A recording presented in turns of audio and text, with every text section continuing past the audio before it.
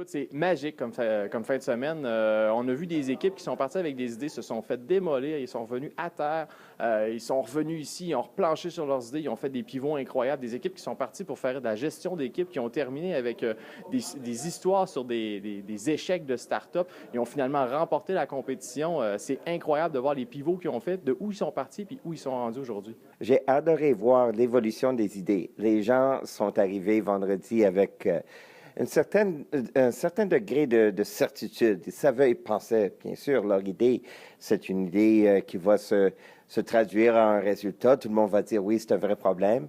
Et tout le monde a découvert des choses qui ont provoqué des pivots, donc des changements majeurs dans leur idée, ou des itérations qui sont des changements un peu moins importants, mais quand même qui fait en sorte que ça change la couleur de l'idée.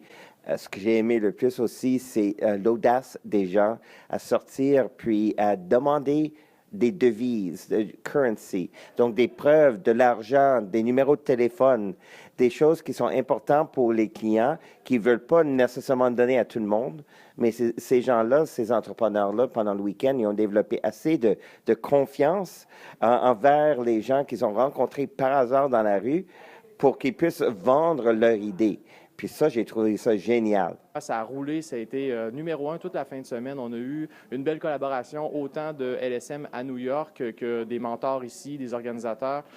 Selon moi, c'est un succès sur toute la ligne. C'était à deux niveaux. Premièrement, pour les entrepreneurs, pour faire passer ici à Québec le concept que ce qui est important, c'est pas la solution ou le résultat final. Ce qui est important, c'est de tomber en amour avec le problème du client. Un deuxième niveau pour moi, c'était de voir comment bien coacher les entrepreneurs à travers le processus. L'outil du Javelin Board est encore très nouveau. Ça sorti au printemps de 2014, donc ça fait à peine 90 jours. Et comment le coacher, les subtilités de comment guider les entrepreneurs à travers le processus sont à développer. Ce sont des compétences à développer. Donc, à observer nos mentors, puis aussi moi-même en vivant l'expérience, j'ai appris beaucoup de comment faire, quoi ne pas faire, quoi dire, des bonnes questions pour pousser les gens à aller un peu plus loin. Donc, et ça a été une réussite sur les deux niveaux. C'est une formule qui va revenir fort probablement au Québec. Je collaborerai pour que ça revienne. De là à dire, est-ce que ça va être une fois par année, deux fois par année? Écoute, je crois que le plus souvent possible, le mieux c'est. Ça enseigne à des gens un processus qui leur permet de valider leurs idées. Puis ça leur permet de ne pas faire des erreurs monumentales en affaires. Puis pour moi, c'est une grande réussite de réussir à leur apprendre ça. 1, 2, 3, go! Yeah!